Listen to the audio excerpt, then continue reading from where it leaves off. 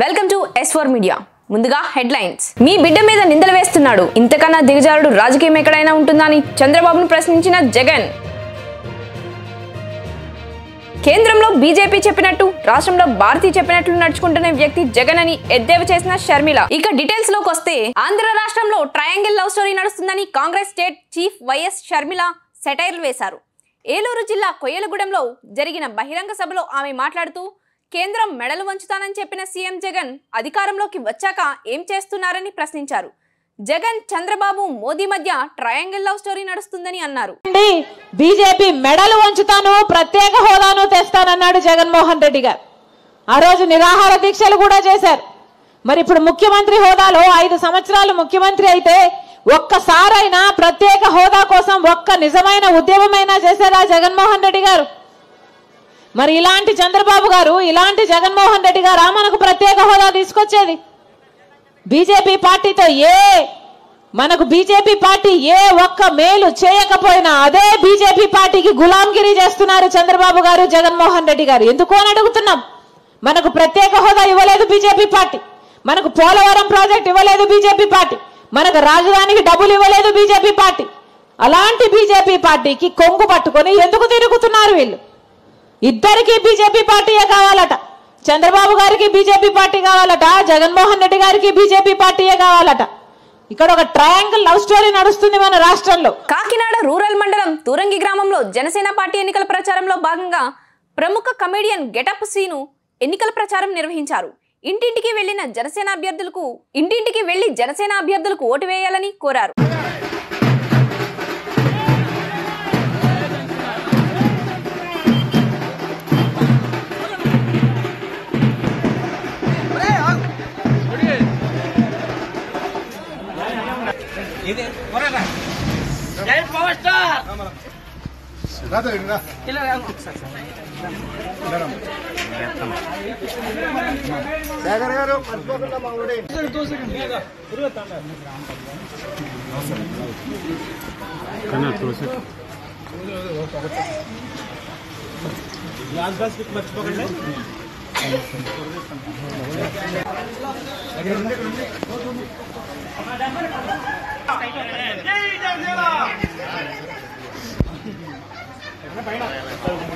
వెళ్ళిపోయా బొమ్మలు చేద్దాం.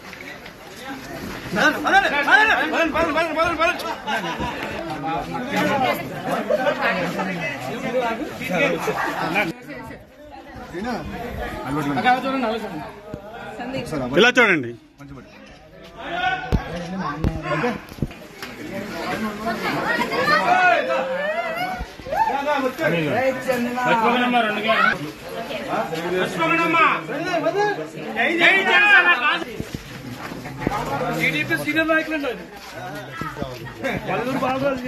ఎందుకు వెనక్కి తీసేదా? మాకు అడ్డు మీరు పడిపోతుంటారు.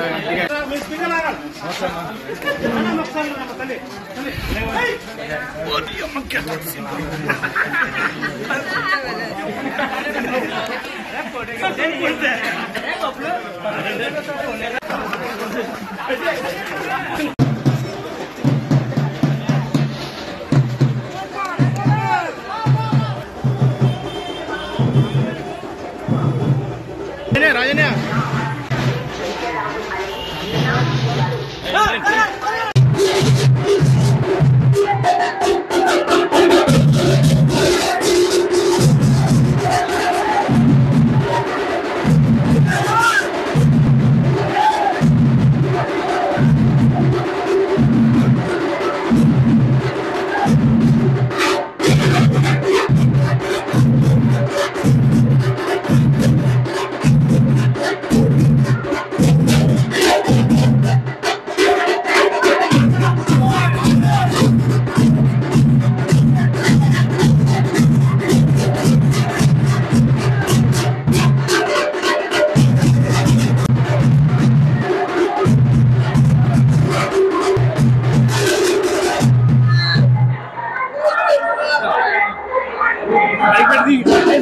రోహిత్ శర్మను అభిమానులు ముద్దుగా హిట్ మ్యాన్ అని పిలుచుకుంటారు. ఈయన 30 ఏప్రిల్ 1987లో జన్మించారు. నాగ్పూర్, మహారాష్ట్రకు చెందిన రోహిత్ పుట్టింది మాత్రం అమ్మమ్మ గారి ఊరు విశాఖపట్నంలోనే.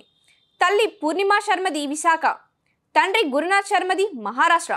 సక్సెస్ఫుల్ కెప్టెన్గా ఎదిగిన రోహిత్ శర్మ నేటితో 37 ఏళ్లు పూర్తి చేసుకున్నాడు.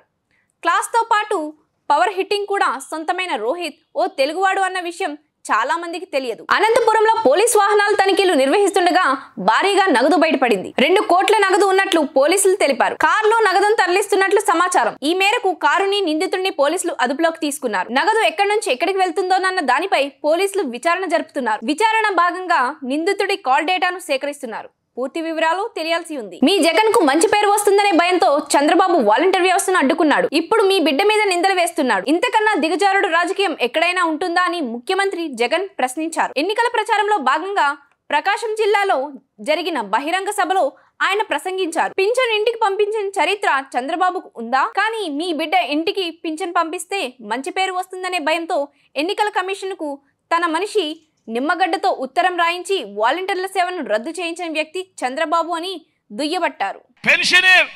పెన్షన్ ఇంటికి పంపించిన చరిత్ర చంద్రబాబు హయాంలో ఒక్క రోజైనా జరిగిందా అని అడుగుతా ఉన్నాను మీ బిడ్డ.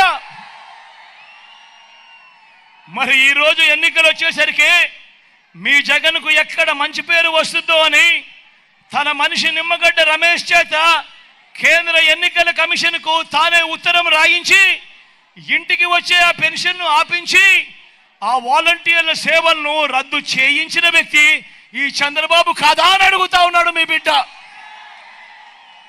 ఇప్పుడు తీరా తాను చేసిన వెధవ పనికి ఆ అవ్వాతాతలంతా చంద్రబాబు నాయుడును తిట్టకుండా తిడతా ఉన్నాడు అని ఈ పెద్ద మనిషి చంద్రబాబు నాయుడు గారు మళ్ళీ కుట్రలు చేస్తూ ఆ నెపాన్ని మీ జగన్ మీద తోస్తూ ఉంటే ఇంతకంటే దిగజారుడు రాజకీయం ప్రపంచ చరిత్రలో ఏదైనా ఉంటుందా అని అడుగుతా ఉన్నాడు మీ బిడ్డ. ఆలోచన చేయమని అడుగుతా ఉన్నా. చంద్రబాబు హయాంలో ఎన్నికలకు 2 నెలల ముందు వరకు ఇచ్చిన పెన్షన్ ఎంత? ఎన్నికలకు 2 నెలల ముందు వరకు ఇచ్చిన పెన్షన్ ఎంత? కేవలం 1000. ఈ రోజు మీ బిడ్డ ఇస్తా ఉన్న పెన్షన్ ఎంత? 3000. మరి ఎవరికి మనసుంది అని అడుగుతా ఉన్నాడు మీ బిడ్డ. చంద్రబాబు హయాంలో ఏ ఒక్క రోజైనా కూడా ఆ అవ్వాతాతల బాధ చూశాడా? ఆ అవ్వాతాతలకు తోడుగా ఉండే కార్యక్రమం చేశాడా? ఇంటికే పెన్షన్ పంపించాడా అని అడుగుతా ఉన్నాడు మీ బిడ్డ. ఈరోజు ఆ అవ్వాతాతలకు ఇంటికే పెన్షన్ ఇస్తా ఉన్నది ఎవరు? ముఖ్యమంత్రి జగన్ పై కాంగ్రెస్ పార్టీ రాష్ట్ర అధ్యక్షురాలు వైఎస్ షర్మిల తనదైన శైలిలో విమర్శిస్తున్నారు. తాజాగా భారతీ చేతిలో జగన్ రిమోట్ కంట్రోల్లా మారని ఆమె అన్నారు. కేంద్రంలో బీజేపీ చెప్పినట్టు రాష్ట్రంలో భారతీ చెప్పినట్లు నడుచుకుంటున్న వ్యక్తి జగన్ అని ఎద్దేవా చేశారు. Congress party is remote controlled by Chandrababu Naidu అన్న స్టేట్మెంట్ చేశారు. జగన్మోహన్ రెడ్డి గారికి రిమోట్ కంట్రోల్ల గురించి బాగానే అవగాహన ఉంది. ఎందుకంటే గత 5 సంవత్సరాలుగా జగన్మోహన్ రెడ్డి గారు కేంద్రంలో మోడీ చేతిలో ఒక రిమోట్ కంట్రోల్గా ఉన్నారు. రాష్ట్రంలో తన ఇంట్లో ఉన్న వాళ్ళ చేతుల్లో రిమోట్ కంట్రోల్గా ఉన్నారు. ఇద్దరి పేర్లు బీతోనే మొదలవుతాయి. బీజేపీ అయినా ఇంట్లో ఉన్న వాళ్ళైనా. పద్మవిభూషణ్ అవార్డు గ్రహీత మాజీ ఉపరాష్ట్రపతి ఎం వెంకయ్య నాయుడు హర్యానా గవర్నర్ బండారు దత్తాత్రేయను సత్కరించారు. ఇటీవల రాష్ట్రపతి చేతుల మీదుగా ఈ అవార్డును వెంకయ్య నాయుడు అందుకున్నారు. భారతీయ జనతా పార్టీలో సీనియర్ నాయకుడిగా ఉన్న బండారు దత్తాత్రేయ, వెంకయ్య నాయుడు ఇరువురు కలిసి పార్టీలో పనిచేశారు. విజయవాడకు సుజనా చౌదరి పక్కా లోకల్ అని 30,000 ఓట్ల మెజారిటీతో పశ్చిమలో ఎన్డీఏ గెలుపు ఖాయమని పశ్చిమ బీజేపీ నేతలు జోస్యం చెప్పారు. వైసీపీ నేతలకు వార్నింగ్ ఇచ్చారు. ఓటమి భయంతోనే వైసీపీ నేతలు దుష్ప్రచారం చేస్తుందని దుయ్యబట్టారు. పోతిన మహేష్ వైసీపీ నుంచి ప్యాకేజీ తీసుకుని ఎన్డీఏకు వ్యతిరేకంగా ప్రచారం చేస్తున్నా ఎవరూ నమ్మే స్థితిలో లేరని బీజేపీ నేతలు అన్నారు. సుజనా చౌదరి నాన్ లోకల్ అని జరుగుతున్న ప్రచారాన్ని బీజేపీ నాయకులు ఖండించారు. కులాలు అనేక మతాలు ఉన్నాయి.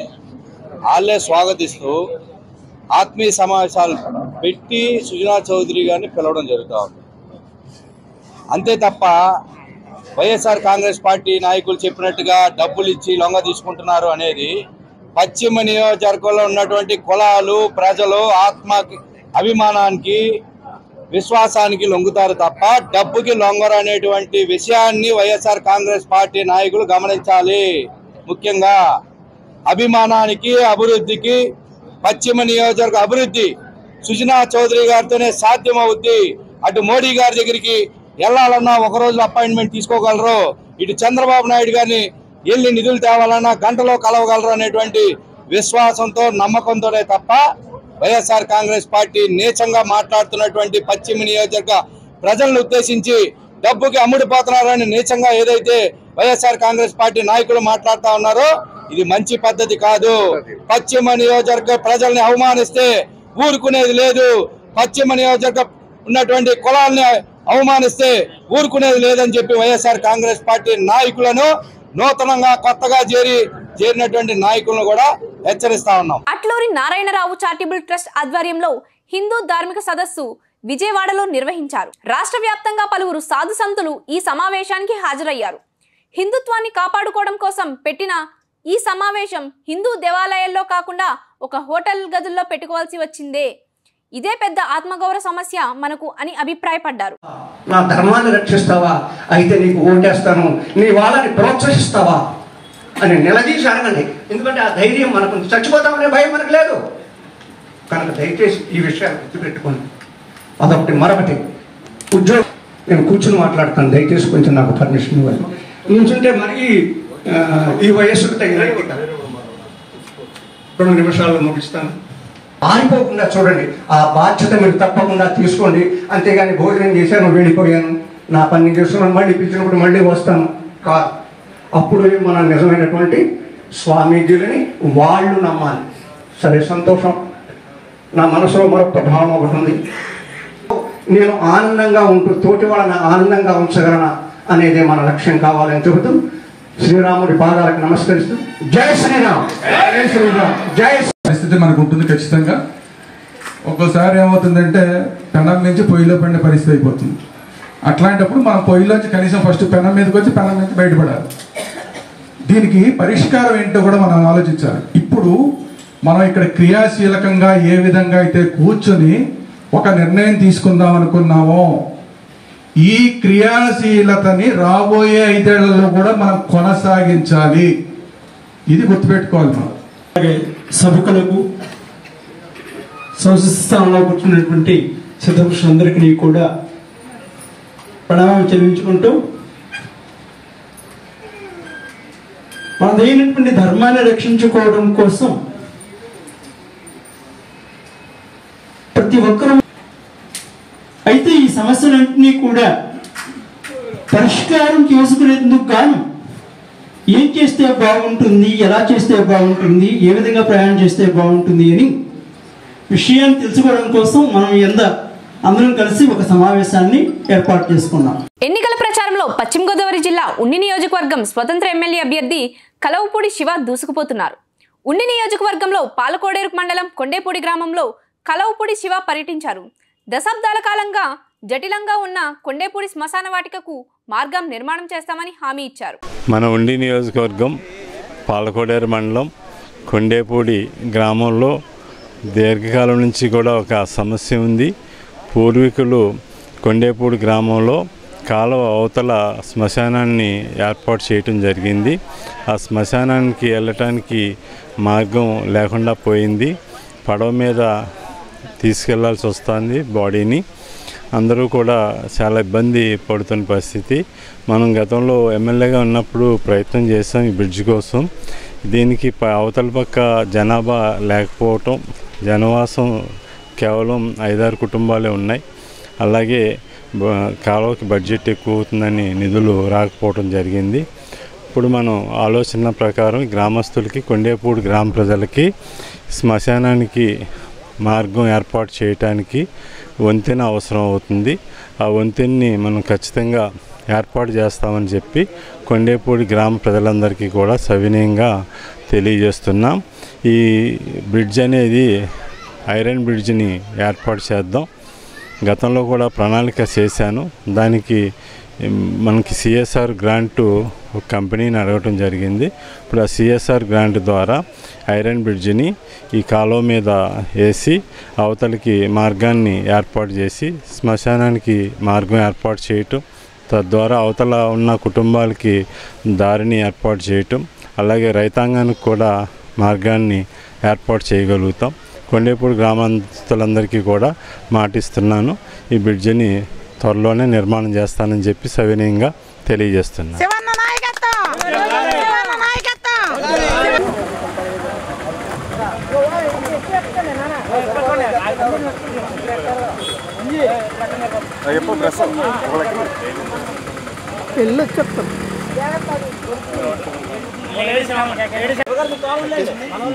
ఆయన లాగుతారు ఆయన దీని మీద ఎక్కేసి గొట్టం మీద ఎత్తులే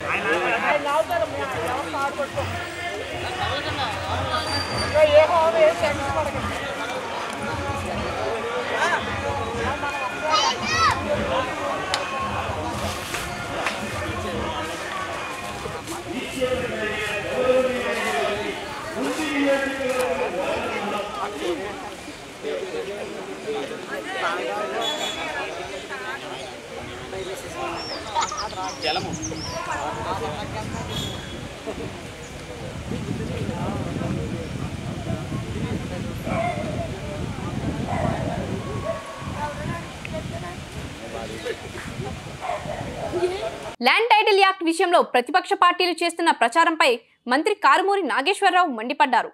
కారుమూరి నాగేశ్వరరావు తన నివాసంలో ప్రెస్ మీట్ నిర్వహించారు. మంత్రి మాట్లాడుతూ కేంద్ర ప్రభుత్వం నీతి ఆయోగ్ సూచనలతో తీసుకొచ్చిన కేంద్ర మోడల్ యాక్ట్పై అభిప్రాయ సేకరణ మాత్రమే జరిగిందని, ఈ యాక్ట్ అమలు విషయం ఇంకా ప్రభుత్వం ఎటువంటి చర్యలు తీసుకోలేదని, సినీ నటులతో ల్యాండ్ టైటిల్ యాక్ట్పై తప్పుడు ప్రచారం చేస్తున్నారన్నారు. ప్రజల ఆస్తులను వైసీపీ ప్రభుత్వం కాజేసే ప్రయత్నం చేస్తున్నట్లు చేస్తున్న ప్రచారంపై ఎలక్షన్ కమిషన్కు ఫిర్యాదు చేస్తామన్నారు.